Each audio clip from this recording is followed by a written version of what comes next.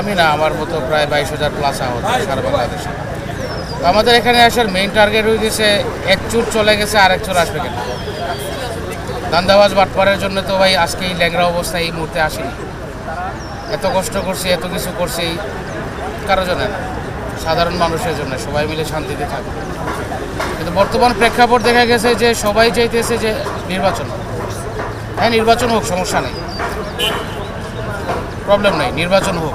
কিন্তু নির্বাচনে যাওয়ার আগে তো অ্যাটলিস্ট যে বা যারা পেশিবাদী ছিল তাদের তো বিচার হতে হবে।